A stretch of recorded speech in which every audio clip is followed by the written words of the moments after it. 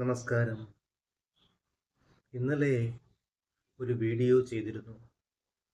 Kapalbhati പ്രാണായാമത്തെക്കുറിച്ചുള്ള video. ഇന്ന് international yoga day ആണ്. Yoga videos ചാനലിൽ അപ്ലോഡ് ചെയ്യാമെന്ന് കരുതിയാണ് ഇന്നലെ മുതൽ വീഡിയോ ചെയ്തു തുടങ്ങിയത്. ഇന്നും ഒരു വീഡിയോ ചെയ്തിട്ടുണ്ട്. ഇന്നലെ പ്രാണായാമം മാത്രം കാണിച്ചുകൊണ്ട് വീഡിയോ നിർത്തി. കപാൽഭാതി പ്രാണായാമത്തിൻ്റെ യാതൊരു ഗുണങ്ങളും വീഡിയോയിൽ ഞാൻ പറഞ്ഞിട്ടില്ല.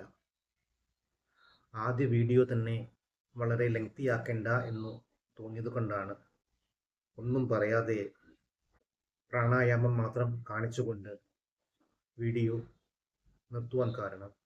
ധാരാളം ഗുണഗണങ്ങൾ ഈ പ്രാണായാമത്തിലൂടെ നമുക്ക് ലഭിക്കുന്നു.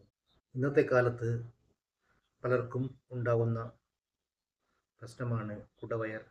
അതിനേക്കാളും സീരിയസ് ആയതും എന്നാൽ ശ്രദ്ധിക്കാത്തതുമായ മറ്റൊരു പ്രശ്നമാണ് ദഹനത്തിൻ്റെ പ്രശ്നം. നാം കഴിക്കുന്ന ഭക്ഷണം കൃത്യമായി ദഹിക്കുന്നില്ല. അതിലെ മൂലകങ്ങളും ധാതുക്കളും നമുക്ക് കൃത്യമായി ശരീരത്തിലേക്ക് സ്വീകരിക്കുവാൻ സാധിക്കുന്നില്ല. ഇത് ഏറ്റവും വലിയ പ്രശ്നമാണ്. ഇന്നലെ വീഡിയോയിൽ കണ്ട പോലെ ശ്വാസ ക്രമീകരണത്തോടൊപ്പം വയറും ഈ പ്രാണായാമത്തിൽ ഉപയോഗിക്കുന്നു. ഉള്ളിലേക്കെടുത്ത് സ്റ്റോർ ചെയ്ത ശ്വാസത്തെ ഘട്ടം ഘട്ടമായി പുറത്തേക്ക് തള്ളുകയാണ് ചെയ്യുന്നത്. പുറത്തേക്ക് തള്ളുമ്പോൾ വയറിനെയും ഉപയോഗിക്കുന്നു.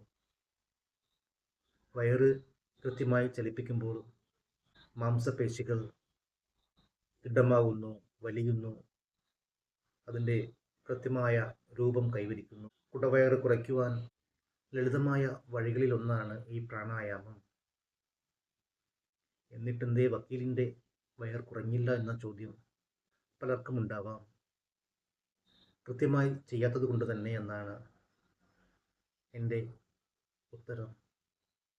കൃത്യമായി പരിശീലിച്ചു കഴിഞ്ഞാൽ ഫലവും കൃത്യമായി കിട്ടും.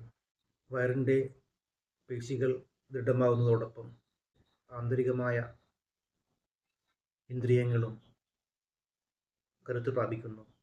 കൃത്യമായ ചലനം കിട്ടുമ്പോൾ ചെറുകുടലും വൻകുടലും അടക്കമുള്ള ദഹന പ്രക്രിയ കൃത്യമായി നടക്കുന്നു. കിഡ്നിയും ലിവറും കൃത്യമായി പ്രവർത്തിക്കുന്നു. അതുകൊണ്ട് തന്നെ നേരത്തെ പറഞ്ഞതുപോലെ നമുക്ക് വേണ്ട ഭക്ഷണത്തിലുള്ള എല്ലാ നല്ല സത്തുക്കളും നമ്മുടെ ശരീരത്തിലേക്ക് ആഗിരണം ചെയ്യാൻ സാധിക്കുന്നു.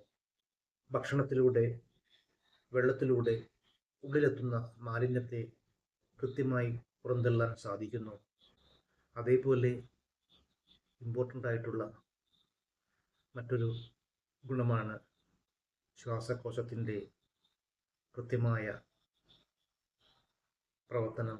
ശ്വാസകോശം സ്പോഞ്ച് പോലെയാണെന്ന് നാം പലപ്പോഴും പറഞ്ഞു കേട്ടിട്ടുണ്ട്. സത്യമാണത്. വളരെ സോഫ്റ്റാണ്. ദൃഢപ്പെടുത്തി അതിൻ്റെ പ്രവർത്തനം കൂടുതൽ മെച്ചപ്പെടുത്തുവാൻ ഈ പ്രാണായാമത്തിലൂടെ സാധിക്കുന്നു. ശ്വാസകോശത്തിലും ശ്വാസനാളിയിലും നെറ്റിയിലുമൊക്കെ അടിഞ്ഞു കൂടിയിട്ടുള്ള അഴുക്കുകളെ പുറത്തേക്ക് തള്ളുവാൻ ഈ പ്രാണായാമത്തിലൂടെ നമുക്ക് സാധിക്കുന്നു. ഇങ്ങനെ അനാവശ്യമായ പൊടികളെ, അഴുക്കുകളെ പുറത്തേക്ക് തള്ളുമ്പോൾ നമ്മുടെ ശ്വസനഗതി കൃത്യമാകുന്നു. മൈഗ്രെയിനും കഫക്കെട്ടുമടക്കമുള്ള അസുഖങ്ങൾ ഇല്ലാതാവുന്നു.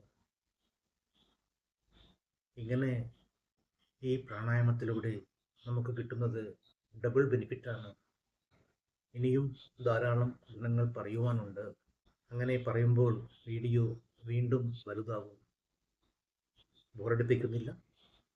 മറ്റൊരു വീഡിയോയിൽ കാണാം. നന്ദി, നമസ്കാരം.